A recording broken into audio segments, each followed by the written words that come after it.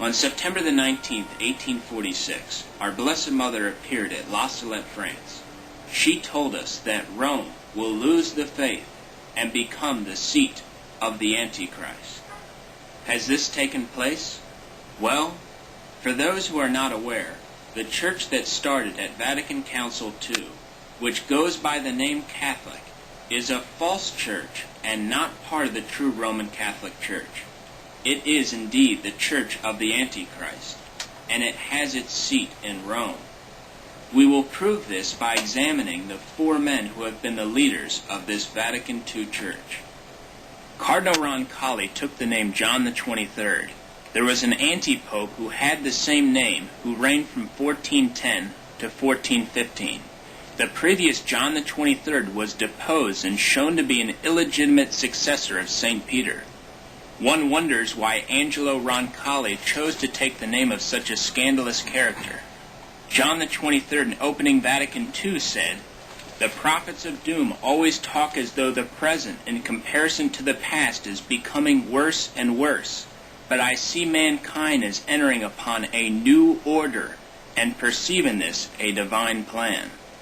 In 1962, the year John the 23rd opened Vatican II, he was named Man of the Year by Time magazine, the first religious leader since Gandhi in 1930. John Paul II was awarded the title in 1994. John the 23rd once remarked, "If I were born a Muslim, I believe that I would have always stayed a good Muslim, faithful to my religion." The high-ranking Freemason Carl Jacob Burckhardt wrote, "I know Cardinal Roncalli very well. He was a deist and a rationalist whose strength did not lie in the ability to believe in miracles and to venerate the sacred." John the 23rd's encyclical Pacem in Terris was praised by Masonic leaders themselves as a Masonic document. The following quote is taken from the Masonic Bulletin, the official organ of 33rd degree Freemasons in Mexico. "The light of the great architect of the universe enlightens the Vatican. The encyclical Pacem in Terris is a vigorous statement of Masonic doctrine. We do not hesitate to recommend its thoughtful reading." John the 23rd said, "I see no reason why a Christian could not vote for a Marxist if he finds the latter to be more fit to follow such a political line and historical destiny. The Catholic Church has condemned communism on more than 200 occasions." Scottish Rite Freemason Yves Marsuden said, "The sense of universalism that is rampant in Rome these days is very close to our purpose for existence. With all our hearts we support the revolution of John the 23rd. In the book published by the Knights Templar, a group of Freemasons, the following quote is of interest. "The direction of our action is the continuation of the work of John the 23rd, and all those who have followed him on the way to Templar Universalism." The Grand Master of the Grand Orient Lodge of Italy stated, "As for that, it seems that John the 23rd was initiated in Paris and participated in the work of the Istanbul workshops." John the 23rd said to a recently baptized Jewish boy, "By becoming a Catholic, you do not become less a Jew." After the death of John the 23rd, numerous documents from communists, Masons, and Jews were sent to the Vatican expressing their sorrow for the death of John the 23rd.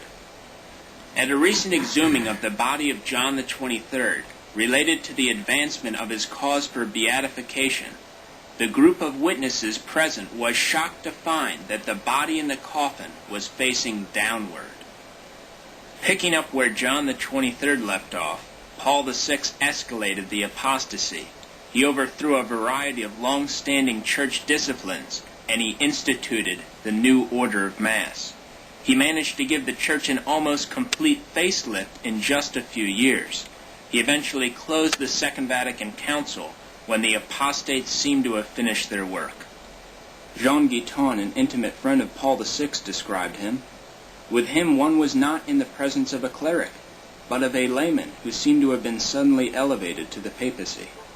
As a young seminarian, Giovanni Montini started a riot at his seminary in Italy because of his publicly avowed sympathies for Marxism, which he never publicly retracted. Paul VI also had a habit of reading communist newspapers during breakfast. Paul VI's encyclical Populorum Progressio was labeled Warmed-Up Marxism by the Wall Street Journal. In his pastoral letter, The Moral Sense, Milan, 1961, Cardinal Montini said, "The leaders of the revolution had in reality done nothing more than appropriate some basic Christian concepts, fraternity, liberty, equality." Pope St. Pius X, in his encyclical Our Apostolic Mandate, stated, "The famous trilogy, liberty, equality, and fraternity, a theory opposed to Catholic truth." At Vatican II, the document Pastoral Constitution on the Church in the Modern World, the Church proclaims the rights of man. In the Vatican II document Nostra Aetate, it states, "The Church also has high esteem for the Muslims. They worship God."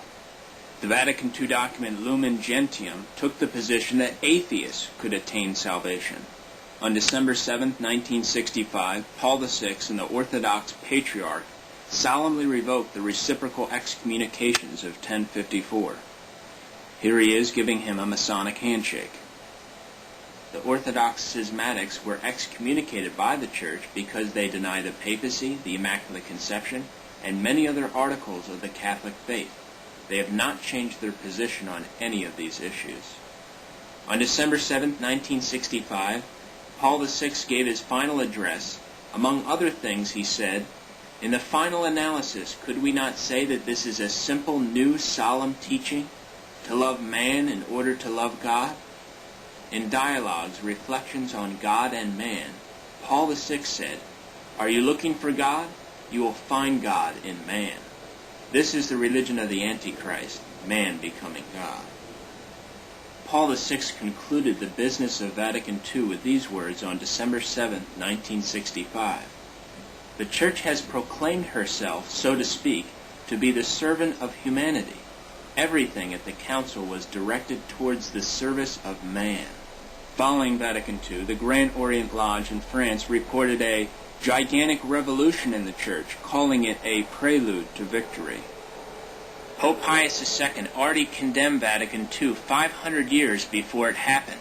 In 1458, in his decree Execrabilis, Pope Pius II condemned anyone who would appeal from the Pope to a future council. How many times do we hear so-called Catholics appeal from the past infallible teachings of the popes to Vatican II? What they fail to realize is that by doing this, they fall under the condemnation of Pope Pius II. If anyone, of whatever status or rank, even if adorned with imperial, royal, or papal dignity, shall contradict the publication of this bull, he shall ipso facto incur the sentence of anathema. Despite having been excommunicated by Pope Pius II's Execrabilis, Paul VI did not hesitate to put the papal tiara up for auction at the New York World Fair. While in New York, Paul VI wore a Jewish ephod during his appearance at Yankee Stadium. The ephod is circled in black. According to the Encyclopedia of Freemasonry by Mackey, the ephod is worn in the Masonic American chapters of the Royal Arch by the high priest as an official part of his official ornaments.